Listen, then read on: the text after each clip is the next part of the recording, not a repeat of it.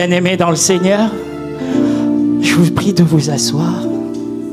Grande est ma joie ce matin de me tenir au milieu de vous. Je rends grâce au Seigneur Jésus-Christ pour l'opportunité qu'il nous donne d'être ensemble. Je suis reconnaissant et j'exprime ma reconnaissance au Seigneur Jésus-Christ.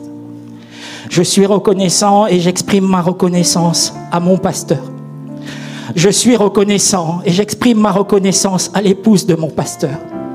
J'exprime ma reconnaissance à tous les collaborateurs de mon pasteur.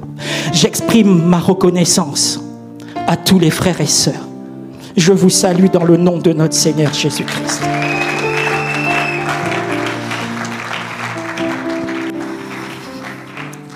Bien-aimés dans le Seigneur, ce matin, j'ai à cœur de partager avec vous une portion de la parole, en toute humilité. J'ai eu à cœur d'en donner un thème qui est héritage. Héritage. Ce matin, je souhaite partager avec mes frères et sœurs quelque chose sur l'héritage. Et je m'inspire d'un texte de la parole de Dieu. Si vous en avez la possibilité, je vous prierai respectueusement de vous tenir debout. Nous allons lire un passage dans le livre de Actes au chapitre 20 et au verset 32. Que le Seigneur Jésus-Christ soit avec nous. Et maintenant, je vous recommande à Dieu et à la parole de sa grâce, à celui qui peut édifier et donner l'héritage avec tous les sanctifiés. Amen.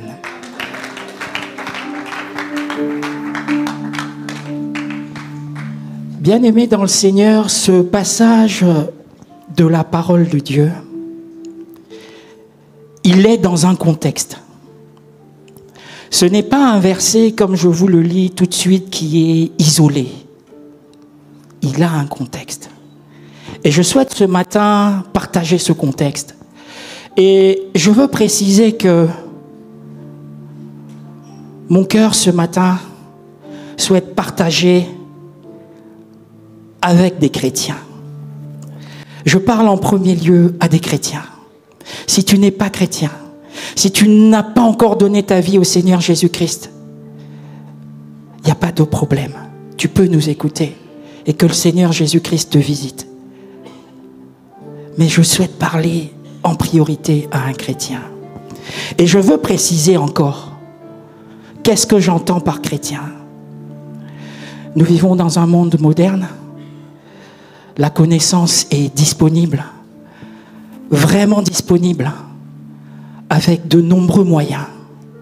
Mais je souhaite ce matin comprendre le chrétien à travers ce qui a marqué dans la Bible.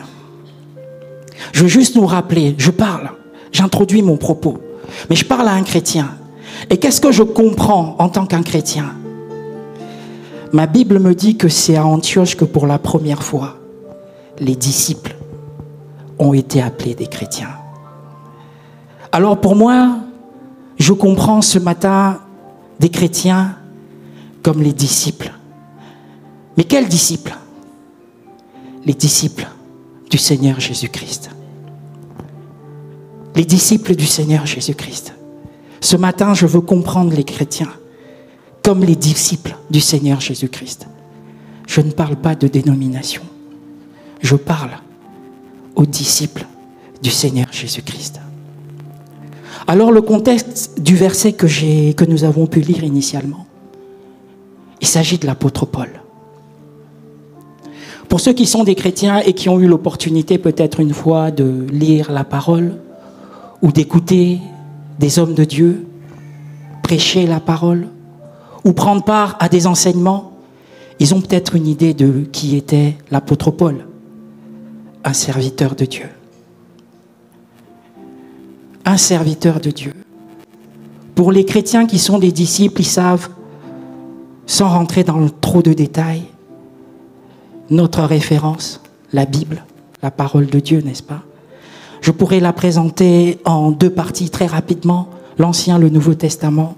Et pour en revenir à l'apôtre Paul, les chrétiens savent que c'est un des serviteurs de Dieu, que le Seigneur Jésus-Christ a puissamment utilisé pour faire en sorte que nous parvienne aujourd'hui une grande partie du Nouveau Testament. Il est l'auteur de plusieurs parties du Nouveau Testament, sur inspiration du Seigneur Jésus-Christ, bien évidemment. Alors ce matin, je parle de ce grand serviteur de Dieu. Je ne peux pas tout savoir ou tout dire sur lui, mais il y a un contexte. Le contexte est le suivant. Cet homme de Dieu, qui auparavant ne servait pas Christ, qui auparavant était animé par ce qu'il animait, qui auparavant combattait l'Église de Dieu, qui auparavant faisait des choses assez difficiles à l'égard des chrétiens, un jour, cette personne a rencontré le Seigneur Jésus-Christ sur sa route. Et de cette rencontre, j'ai envie de dire, est née une autre personne, l'apôtre Paul que nous connaissons. Et mon partage ce matin, c'est à propos de ce serviteur de Dieu, de l'apôtre Paul. J'ai envie de dire avec des termes humains, ce grand serviteur de Dieu qui a travaillé fidèlement. Le thème héritage. Ce serviteur de Dieu, à un moment de sa marche, va aller dans une terre que je vais appeler une terre de mission. Et dans cette terre de mission, il va travailler. Et par la grâce de Dieu, il va gagner des âmes pour Jésus-Christ. Et pendant qu'il était dans cette terre de mission, à un moment, il est convaincu que, je synthétise, je paraphrase, mais je ne paraphrase pas, excusez-moi, j'essaie juste de présenter, j'adoucis la présentation. Il est convaincu qu'il arrive au terme de sa mission dans cette zone géographique. Et il sait qu'il doit partir. Et c'est ça qui attire mon attention. Il doit partir. Et c'est pour ça qu'à ce moment-là, dans mon cœur monte la notion d'héritage. L'héritage. Si nous regardons d'un point de vue séculier dans la vie, on va penser héritage. Il y a probablement quelqu'un qui était en vie, qui n'est plus, mais qui a laissé quelque chose ou transmis quelque chose à une autre génération. Ça pourrait être d'un point de vue du monde des biens matériels. Ça peut être des points de vue du monde quelque chose même d'immatériel, de l'argent ou une institution qui produit de l'argent. Mais ce n'est pas de ça que je parle. Cependant, j'ai l'impression que si jamais il était donné à quelqu'un de savoir que son temps était épuisé et qu'il devait préparer son héritage, je pense, j'en sais rien, peut-être que la personne chercherait à transmettre ce qu'il y a de bien, ce qu'il y a de précieux à la prochaine génération. Et ainsi, quand on regarde dans le monde, en réfléchissant aux actions, à ce qui concerne l'héritage, on peut voir que quelqu'un a reçu de la génération précédente, comme je disais, des biens matériels,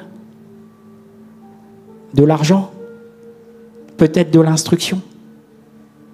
Il a reçu un héritage. Et quand on regarde dans le monde, c'est possible aussi que des personnes se déchirent à cause de l'héritage. C'est possible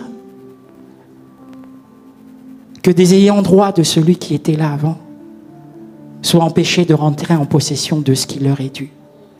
C'est possible que les gens se déchirent à cause des biens matériels, à cause des maisons, des véhicules, des vêtements, de l'argent.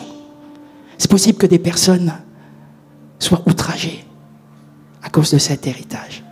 Ça, c'est le monde. Mais qu'est-ce que je vois concernant cet homme de Dieu? Au moment où il est convaincu qu'il doit partir de cette zone géographique pour aller ailleurs, qu'est-ce qu'il fait? Qu'est-ce qui me motive à partager avec l'Église ce passage? C'est que l'homme de Dieu, à ce moment, sait qu'il part. Et en partant, qu'est-ce qu'il fait? Je vais lire. Vous pouvez rester assis. On est toujours dans le livre de Actes des Apôtres, je vais commencer. Chapitre 20, verset 17. Cependant, de Milet, Paul envoya chercher à Éphèse les anciens de l'Église.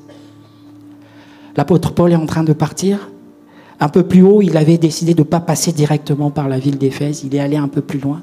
Mais arrivé là où il s'est arrêté, il a fait envoyer des gens à Éphèse pour faire chercher les anciens. Il avait travaillé à Éphèse. Il avait gagné des âmes pour Jésus. Il avait certainement établi une église. Il sait qu'il part. Il fait appeler les anciens de l'église d'Éphèse. Lorsqu'ils furent arrivés vers lui, il leur dit: vous savez de quelle manière, depuis le premier jour où je suis entré en Asie, je me suis sans cesse conduit avec vous, servant le Seigneur en toute humilité, avec larmes et au milieu des épreuves que me suscitaient les embûches des Juifs. Il a travaillé, il a gagné des âmes pour Jésus. Le Seigneur s'est puissamment manifesté. Des églises où une église a été établie, des anciens ont été établis dans cette église.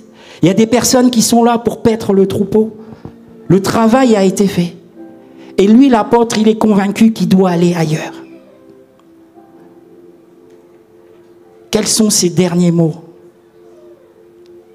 pour ses bien-aimés à qui il a présenté le Seigneur, à qui il a montré le chemin, à qui il a montré la vérité, à qui il a montré ce qui est vrai? Quelles sont ses dernières paroles? Il s'adresse à des personnes qui connaissent le Seigneur Jésus-Christ. Certains qui servent. Il parle là des anciens, des personnes qui servent. Mais je ne veux pas m'appesantir sur le fait qu'il parle à des anciens. Je veux m'appesantir sur ce qu'il dit en dernier. À des personnes qui partagent avec lui la foi en Jésus-Christ. À des personnes qui ont divers degrés de connaissance du Seigneur Jésus-Christ. Il part, il sait qu'il ne reviendra plus. On pourra le lire un peu plus loin. Il sait qu'il ne reviendra plus dans cette zone géographique. Il sait que les personnes qu'il a devant lui, il ne les reverra plus. Il sait que ces personnes ne verront plus son visage, physiquement parlant.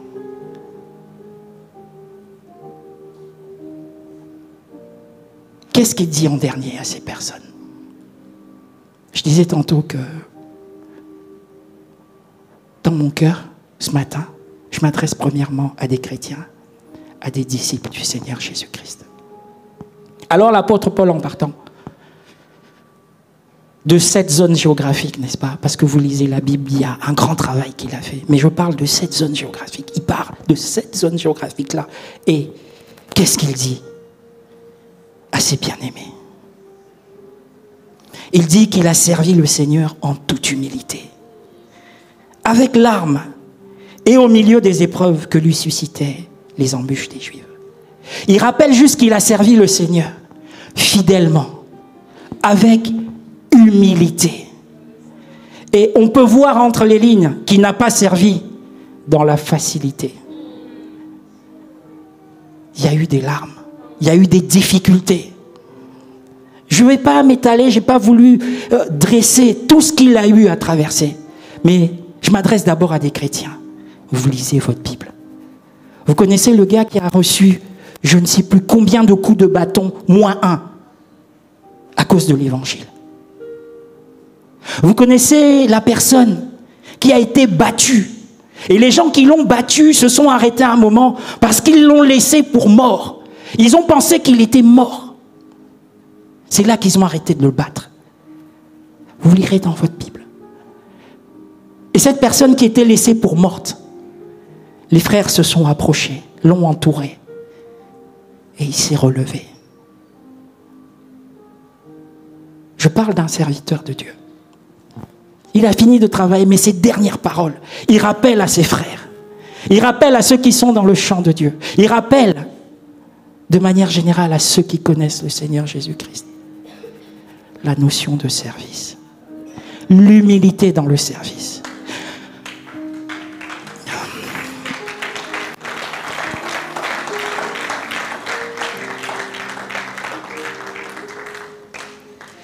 Et il rappelle à ses bien-aimés que ce n'est pas facile. Bien-aimés, je parle à des chrétiens. Chaque chrétien vient de quelque part. Chaque chrétien, on le sait tous, est confronté à des situations qui sont les siennes. Est-ce que nos situations du moment sont suffisantes pour nous détourner de l'appel du Seigneur? Est-ce que nos situations du moment sont suffisantes pour nous refroidir? Si vous êtes dans cette église, vous avez certainement entendu, si vous êtes là depuis quelques années, on parle parfois du modèle. On parle parfois de ce qu'il faut copier. On a parlé une fois, on a reçu un éminent homme de Dieu ici, il parlait du modèle.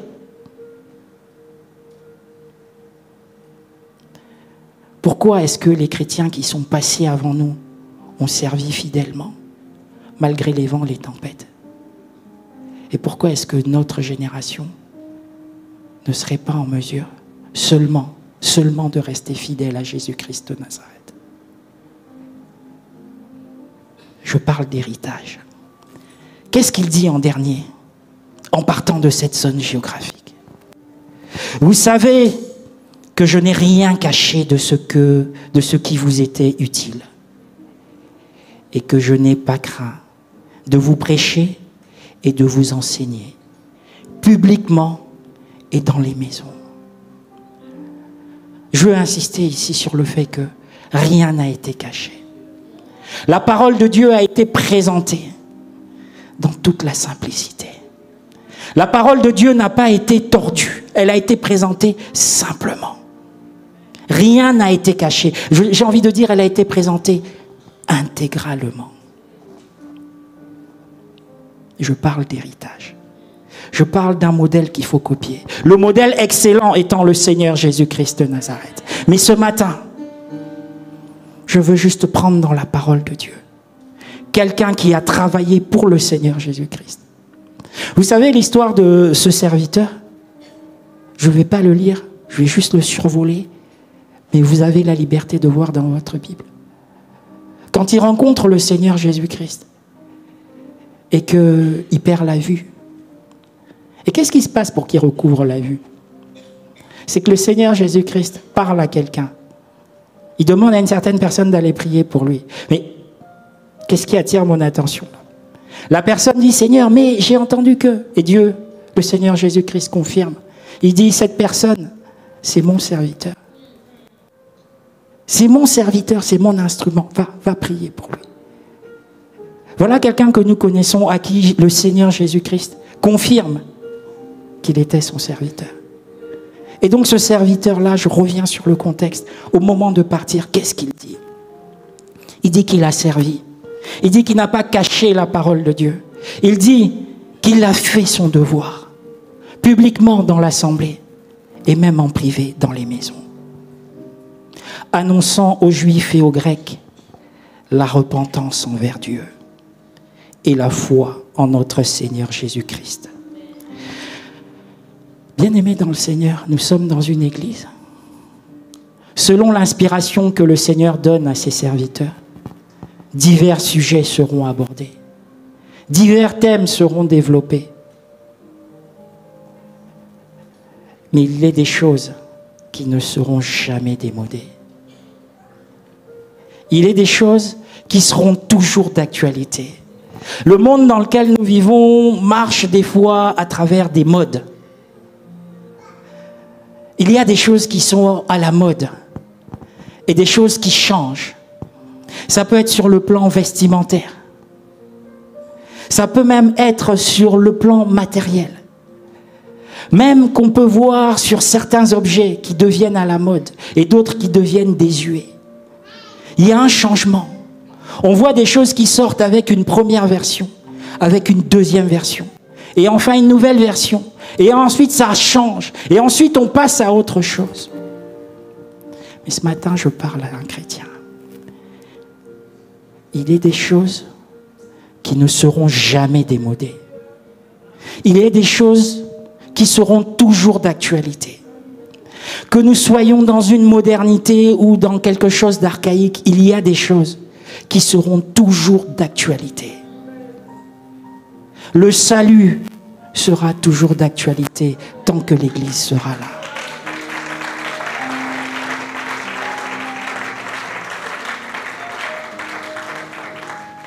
Le fait d'appeler à la repentance les âmes qui ne connaissent pas encore le Seigneur Jésus-Christ, ça, ce sera toujours d'actualité tant que le Seigneur laissera le temps ouvert.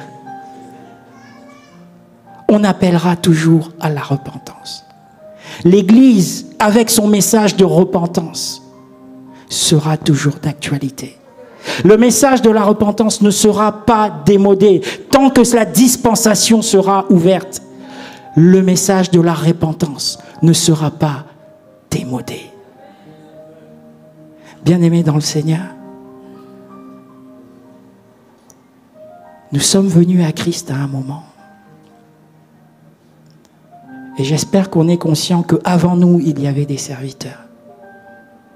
J'espère que nous sommes conscients que même dans les générations précédentes, il y a eu des serviteurs de Dieu.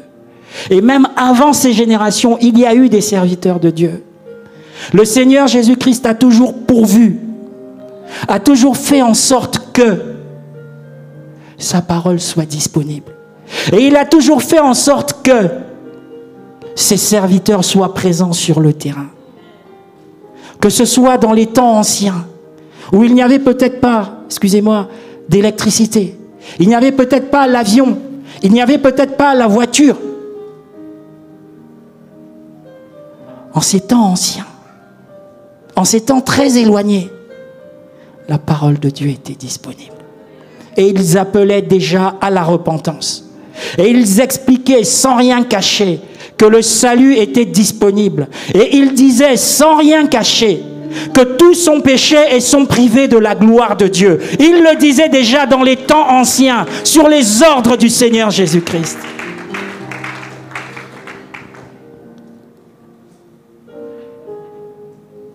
Dans ces générations précédentes, je veux parler du temps où le Seigneur, dans sa gloire, marchait sur la terre. Il a été à la croix, mort, ressuscité d'entre les morts. Il a été vu par ses disciples et par plusieurs personnes, ressuscité. Il a été vu ressuscité. Puis il a été élevé, et il reviendra. Et de ces personnes qui étaient témoins de ces choses, jusqu'à nos jours, le message de la repentance est à la mode. La grâce de Dieu est disponible.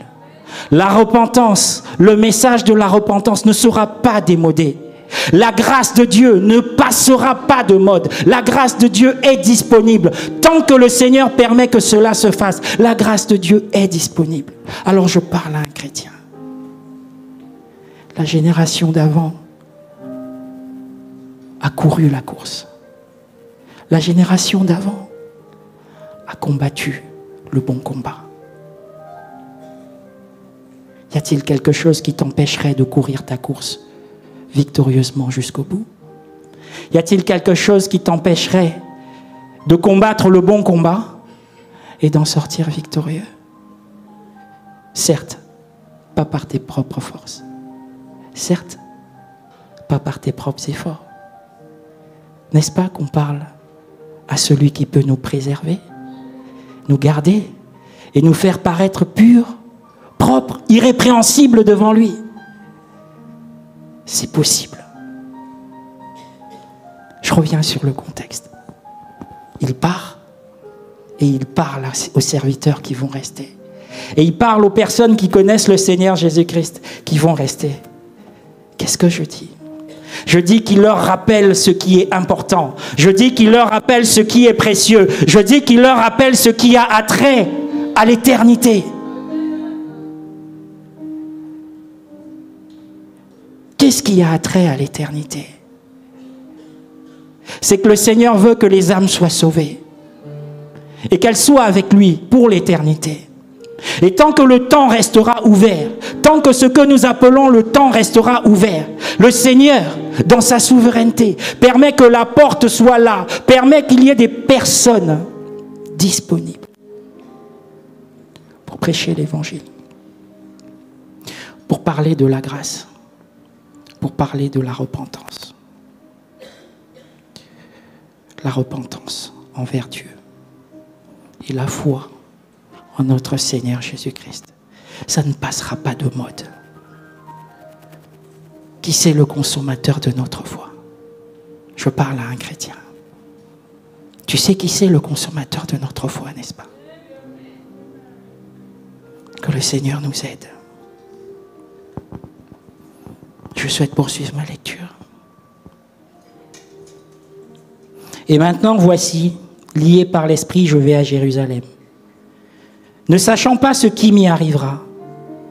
Seulement, de ville en ville, l'Esprit Saint m'avertit que des liens et des tribulations m'attendent. Mais je ne fais pour moi-même aucun cas de ma vie, comme si elle m'était précieuse, pourvu que j'accomplisse ma course avec joie, et le ministère que j'ai reçu du Seigneur Jésus-Christ, d'annoncer la bonne nouvelle de la grâce de Dieu. Bien-aimés, il y a des choses qui reviennent. Il court sa course. Il est en train de faire sa course. C'est difficile. Il n'y a qu'à lire la parole. Il n'y a qu'à lire le livre des Actes des Apôtres pour comprendre, ne fût-ce que dans la chair, physiquement, le genre de choses que lui et les personnes qui marchaient avec lui dans la mission ont pu endurer. Mais sa préoccupation, c'est de finir sa course et d'annoncer. Faire le travail de Dieu. Faire la mission que le Seigneur Jésus-Christ lui a donnée. Annoncer la bonne nouvelle de la grâce de Dieu. Je parle à un chrétien, je répète ce passage. N'est-ce pas qu'il est écrit que tous sont péchés et sont privés de la gloire de Dieu?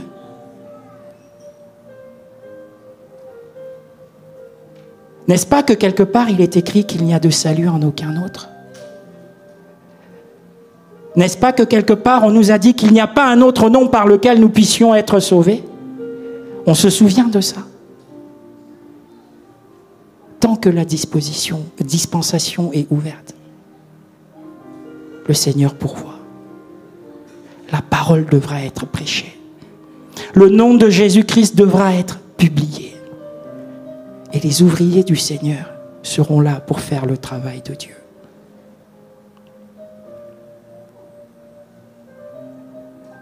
Est-ce qu'on se souvient? Je parle à un chrétien. Mais si tu es païen, si tu ne crois pas en Dieu, avec beaucoup d'amour, je pense que ça peut t'intéresser. Est-ce que nous, chrétiens, on se souvient d'une des formes de la manifestation de l'amour de Dieu? Une des formes de la manifestation de l'amour de Dieu pour nous, c'est que pendant que nous étions encore des pécheurs, lui, le Seigneur Jésus-Christ, il nous a aimés le premier.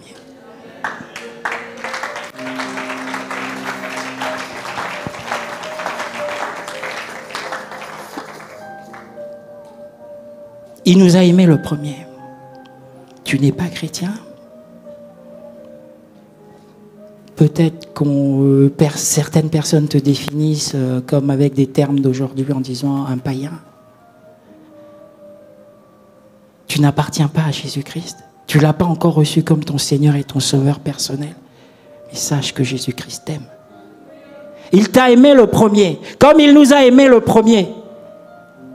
Pendant que nous, qui nous disons chrétiens aujourd'hui, nous étions encore des pécheurs, pendant que nous n'avions pas encore d'alliance, pendant que nous ne l'avions pas encore reçu comme notre Seigneur et notre Sauveur personnel, lui nous aimait déjà. Jésus-Christ nous aimait déjà. Certaines personnes qui sont aujourd'hui des chrétiens étaient hier des païens.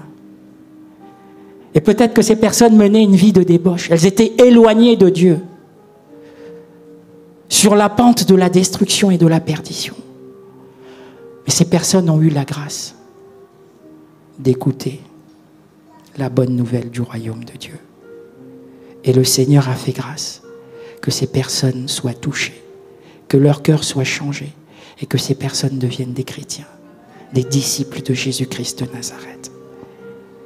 Je le répète, tant que la dispensation sera ouverte, l'évangile sera prêché. Mon frère chrétien, ma sœur chrétienne, qu'est-ce qui est important? Que tu restes dans le champ de Dieu, que tu te souviennes de ce qui est important. La grâce est là, la foi est là, la repentance est là, la bonne nouvelle du royaume de Dieu est là. Et il faut la propager. Il faut la propager. Voilà un serviteur qui a fini son parcours sur la terre de mission où il était. Ce qui a captivé mon attention, c'est qu'au moment où il partait, il a décidé de dire une dernière fois quelque chose à ses bien-aimés. Et moi, je suis convaincu que ces derniers mots renferment l'héritage, renferment ce qui est précieux. Mais je poursuis la lecture. Je parle d'héritage à travers le prisme d'un serviteur qui a terminé son parcours. En tout cas, dans la terre de mission où il était. Et maintenant, voici, je sais que vous ne verrez plus mon visage.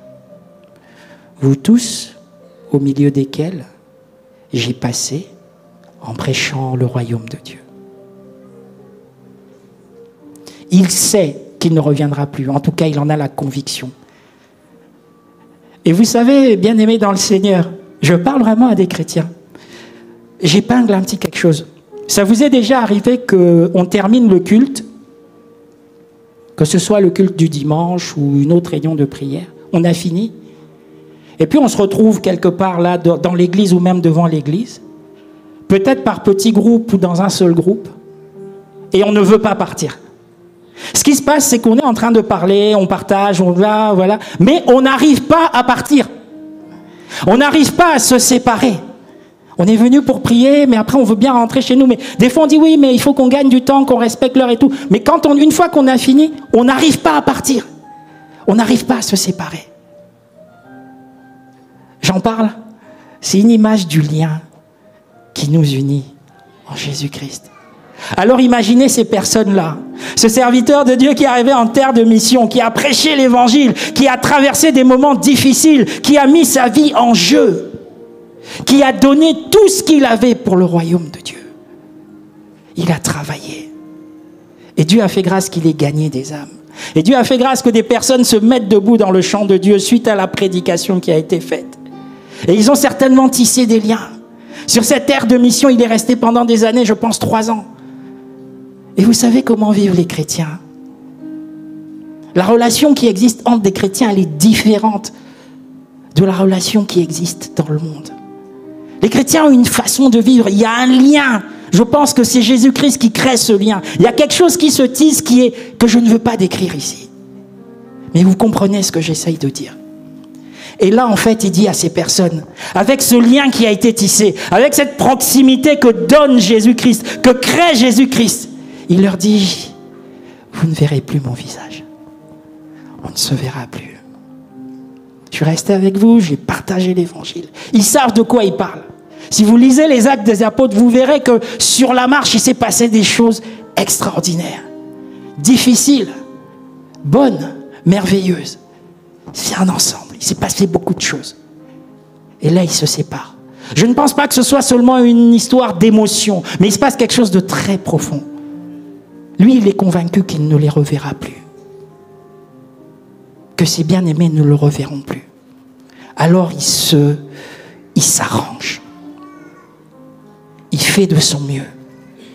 Pour se rassurer une dernière fois que ses bien-aimés ont eu accès à ce qui est bon. Ont eu accès à ce qui est précieux. Je paraphrase un peu, qu'ils ont eu accès à la nourriture au bon moment. Je parle vraiment à des chrétiens. On se souvient quelque part de ce maître qui établit des serviteurs et qui demande de veiller. Et quelque part, on dit, qu'est-ce que vous pensez? Je paraphrase vraiment, très maladroitement. Qu'est-ce que vous pensez que le maître fera quand il viendra? Et s'il se rend compte que le serviteur qu'il a établi, au lieu de prendre soin de ses frères, il est en train de les maltraiter. Au lieu de prendre soin des siens, il est en train de faire que pour lui et de négliger les autres. Ou alors, on lui a dit de veiller, mais il est en train de dormir. Que pensez-vous que le maître fera? Alors là, on a un serviteur qui travaille pour le maître. Je le répète, il sait que c'est fini. Il en est convaincu. Il sait qu'il part vers un autre endroit. Et Dieu l'a déjà convaincu que là où il part, ça va être difficile. On lui dit qu'il y aura des liens. Il est convaincu qu'il ne reviendra plus au milieu de ses bien-aimés.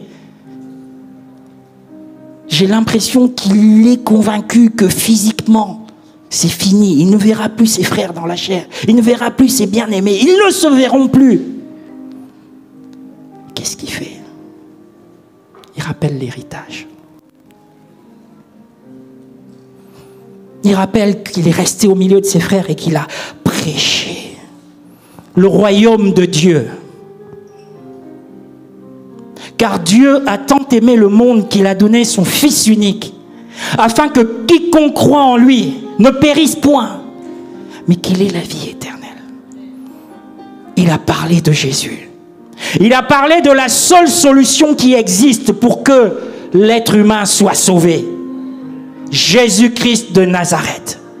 Il en a parlé au péril de sa vie. Et maintenant qu'il part, il rappelle ce qui est précieux. Il part, mais il veut se rassurer en partant. Il n'arrive pas à lâcher peut-être, je ne sais pas. C'est juste une image que je vous donne. Vous voyez quand on va à l'aéroport ou à la gare ou aux routières ou du train et que vous voyez une famille, ou la maman qui doit partir, qui va laisser ses enfants, ou l'épouse qui va partir, qui va laisser son mari ou vice-versa, pour un temps long ou un temps court. Vous voyez que des fois, la séparation est un peu difficile. Et des fois, il y en a qui disent non mais je vais juste à côté, c'est 15 minutes le vol, c'est 30 minutes ou c'est juste une demi-journée. Mais vous voyez ce qui se passe, vous imaginez ça.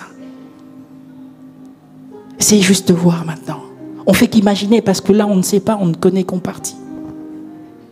Le lien qui a été tissé, un lien très fort, un lien tissé à cause de Jésus-Christ, par la grâce de Jésus-Christ. Et là il dit à ses frères, dans la chair on ne se verra plus. Je sais que là où je pars ça va être difficile. Mais vous qui restez, l'héritage, Jésus-Christ de Nazareth. C'est pourquoi je vous déclare aujourd'hui que je suis pur du sang de vous tous. Pourquoi? Je ne fais que lire, d'accord? Mais il y a tellement de choses à creuser. Mais qu'est-ce que je souhaite partager avec mes frères chrétiens? Des fois, il y a des frères chrétiens qui travaillent, des sœurs qui travaillent, des chrétiens, des disciples de Jésus-Christ. Ils travaillent dur.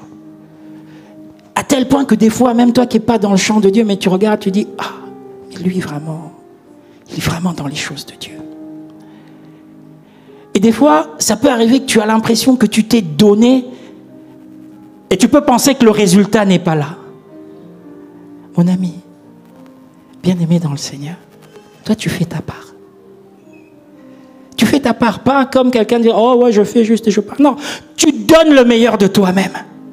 Tu y vas à fond, tu donnes tes tripes, tout ce que tu as. Et tu implores la grâce de Dieu. C'est pas parce que tu as donné tes tripes que le résultat sera au rendez-vous. C'est pas parce que tu as fait ce qu'il y avait de meilleur que le résultat sera au rendez-vous. Ça, tu laisses Dieu faire sa part. Amen. Toi, tu fais ta part. Toi, tu fais ta part. Je parle à un chrétien. On est là. Il se trouve qu'il y a des moments, il y a des enseignements, des prédications, il y a des séminaires, et tu as déjà entendu que celui qui préside, préside, que celui qui conduise, conduise, que celui qui fasse, fasse. Il peut avoir des dons. Tu peux avoir un don. Exerce ton don. Le résultat, ce n'est pas ton problème. Exerce le don. Tu as une capacité que Dieu t'a donnée pour le bien de sa maison. Utilise-la. Ne te laisse pas freiner par un apparent manque de résultats. Mon ami, bien-aimé dans le Seigneur, frère, sœur, ça, c'est pas ton problème. Ton problème, c'est de faire bien, d'exceller, comme si c'était la dernière fois. Quand tu es sur le terrain, quand tu fais le travail de Dieu, je parle à des chrétiens. Ton problème, c'est de faire le mieux que tu peux, comme si c'était la dernière fois. Le résultat, c'est pas ton problème. Celui qui touche les cœurs, il connaît qu'est-ce qu'il fait. Celui qui change le cœur de quelqu'un, celui qui peut enlever un cœur de pierre et donner un cœur de chair, il sait qu'est-ce qu'il fait.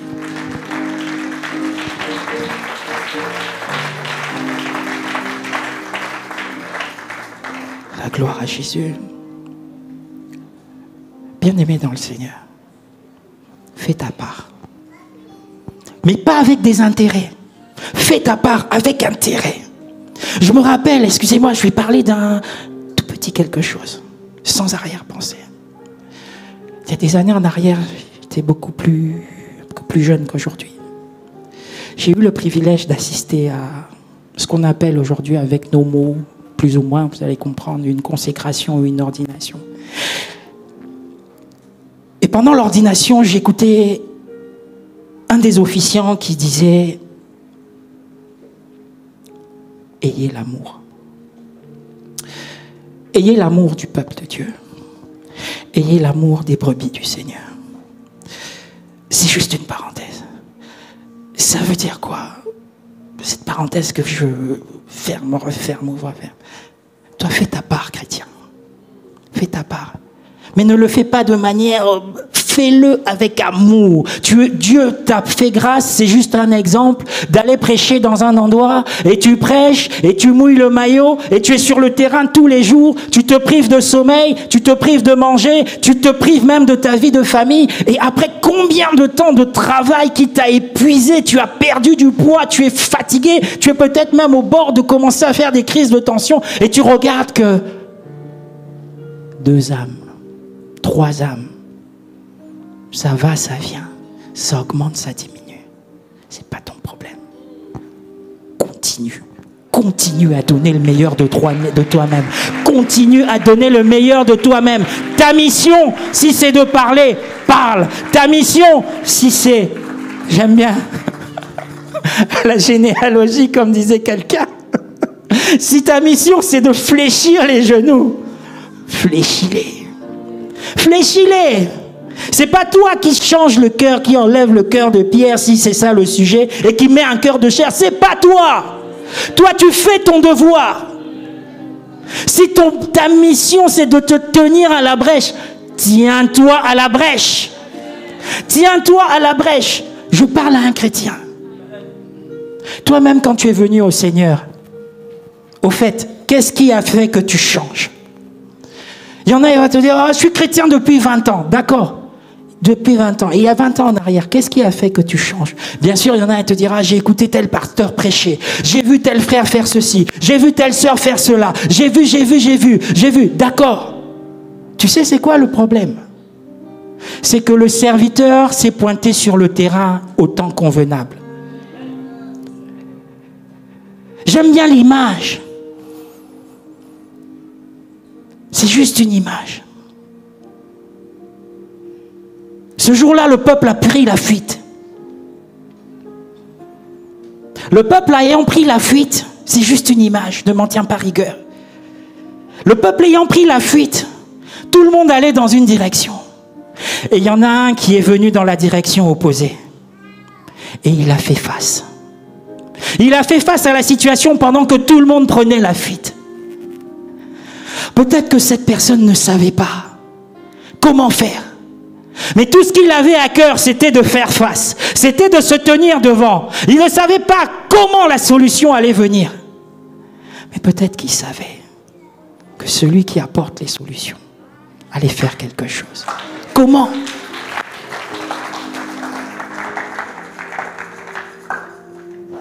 Amen. La gloire à Jésus. Comment ça allait se faire? Il ne savait pas. Mon frère, ma soeur, fais ta part. Je parle à un chrétien. Et toi qui n'es pas chrétien, le chrétien, il fait son devoir. Il doit t'apporter la parole, il va te l'apporter. Il doit être à tes côtés pour t'exhorter, il va t'exhorter. Il doit te montrer une image du Seigneur Jésus-Christ, il va te montrer cette image. Mais pas seulement parce qu'il veut te montrer, non. Il le fera avec amour, il le fera avec toute la force que Dieu lui donne, il le fera avec toute la conviction que Dieu lui donne, il le fera avec, excusez-moi, toutes les capacités que Dieu lui donne. Il le fera aussi avec amour. Avec amour. Parce que même si tu n'es pas encore chrétien, tu es précieux aux yeux de Dieu. Tu es précieux aux yeux de Dieu. Nous sommes dans une année qui est répertoriée comme l'année 2025. Il y a combien d'années en arrière? Renseigne-toi, chrétien, tu es là, renseigne-toi. Tu es chrétien aujourd'hui? Tu as encore tes parents? Ils peuvent te dire, est-ce que eux, quand ils étaient jeunes, il y avait quelqu'un qui prêchait quelque part, il y avait une église et tout? Est-ce que si tu as la grâce d'avoir des personnes très âgées dans ta famille, il y en a un qui pourra te dire que oui, à tel endroit, j'avais entendu parler d'eux, que ceci, cela. On est en 2025. Mais bien avant que l'homme commence à compter, la grâce de Dieu est disponible et il a des serviteurs sur le terrain. Chrétien, fais ta part avec amour.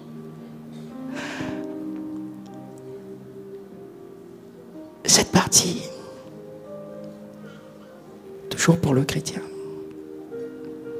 c'est dans le livre d'Ézéchiel, je ne vais pas aller le lire, on est quasiment.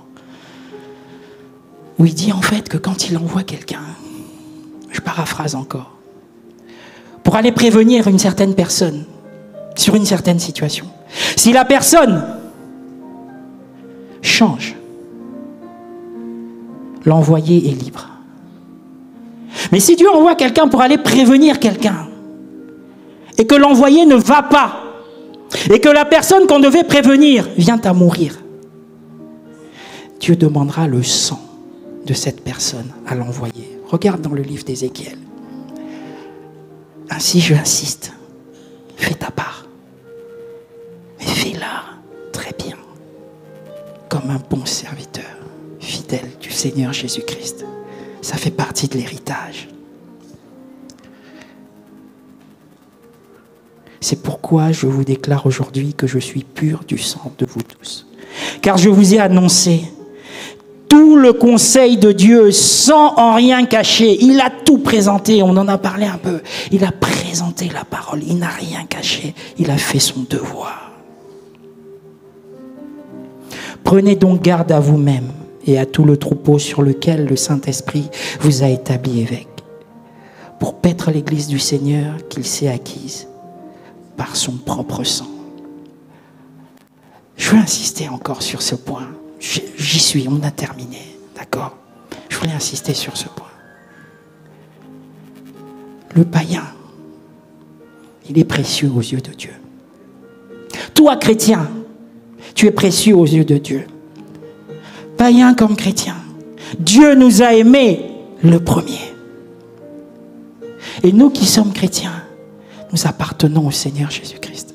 Et c'est le Seigneur Jésus-Christ qui nous a rachetés lui-même. C'est le Seigneur Jésus-Christ, par son sang. Le chrétien, dans la mission, il travaille pour Jésus-Christ de Nazareth. Tu es précieux, chrétien. Tu es précieux, disciple de Jésus-Christ. Tu es précieux. La preuve que tu es précieux, il est venu lui-même. N'est-ce pas que quelque part il est écrit que grand est le mystère de la piété? 1 Timothée 3, 16. Le mystère de la piété. C'est tellement grand. Tu es précieux aux yeux de Dieu. Le Seigneur Jésus-Christ t'a racheté personnellement par son sang. Je termine ma lecture. Je sais qu'il s'introduira parmi vous après mon départ des loups cruels qui n'épargneront pas le troupeau. En partant, il sera sûr que ceux qui restent derrière ont accès à la bonne semence, ont accès à la saine doctrine, ont accès à ce qui est bon et précieux. Et ils se rassurent que ceux qui restent ont été avertis des dangers qu'il y a sur le chemin, des dangers qui guettent. Ils se rassurent que ceux qui restent sont informés de la situation difficile qui va arriver. Tu sais, mon frère, ma sœur, quand tu entends parler de quelque chose, et quand c'est loin, ah, c'est un tel là-bas, tout ça, oui, tu peux entendre parler et tout. Mais quand ça se passe dans ta maison, c'est différent. Le malin, pour nuire aux chrétiens, il a beaucoup de stratégies, il a beaucoup de techniques. Parmi ces nombreuses techniques, il y en a une qui consiste à agir de l'intérieur. Agir de l'intérieur de la maison. Chrétien, qu'est-ce que tu écoutes? Tu te tiens où réellement? Ton cœur prend du plaisir à quoi? En quoi? C'est une technique très dévastatrice. Tu te réjouis en quoi? Qu'est-ce que tu écoutes? Qu'est-ce que tu écoutes? Tu sais quoi? Je parle vraiment à un chrétien. C'est dans ta Bible quelque part. Il dit, c'est pas tous ceux qui me disent Seigneur, Seigneur, qui rentreront. Chrétien, fais attention. Fais attention. Sois prudent. Qu'est-ce que tu écoutes? N'est-ce pas quelque part, il disait, vous avez bien commencé. Qui vous a trompé? Attention. Dieu sait pourquoi tu es là. Ne commence pas à chercher des histoires là où il n'y en a pas. Dieu sait pourquoi tu es là. Chrétien, oui, sois un chrétien de Béret. Examine la parole. Comporte-toi comme un chrétien de Béret, c'est ce qui t'est recommandé. Et que Dieu soit béni. Est-ce que tu te comportes comme un chrétien de Béret? Est-ce que tu sondes l'Écriture? Est-ce que tu es sûr que ce qui est à la mode, qui fait plaisir à ton cœur ces temps-ci, est-ce que la chose que tu aimes bien écouter maintenant, qui transporte ton cœur, qui crée de l'émoi, je veux dire de l'émotion positive dans ton cœur en ce moment, est-ce que c'est la voix du bon berger? Chrétien, le chemin où tu marches ces temps-ci, est-ce que c'est le chemin de la vie? Je t'exhorte à te comporter comme un chrétien de Béret. La maison dans laquelle le Seigneur t'a fait naître, la parole avec laquelle le Seigneur t'a abreuvé toutes ces années. Tu as grandi en stature, en carrure. La parole est devenue mauvaise aujourd'hui. Chrétien, chrétien, disciple de Jésus-Christ, allais-je dire. Fais attention. Je sais qu'il s'introduira parmi vous après mon départ des loups cruels qui n'épargneront pas le troupeau. Et qu'il s'élèvera du milieu de vous. Il dit deux choses. Des gens qui vont venir s'introduire dans la maison. Il dit une deuxième chose. Et qu'il s'élèvera du milieu de vous des hommes qui enseigneront des choses pernicieuses pour entraîner les disciples après eux. Chrétien, la parole qui a touché ton cœur, c'est devenu mauvais aujourd'hui. Tu cours après quoi ces temps-ci?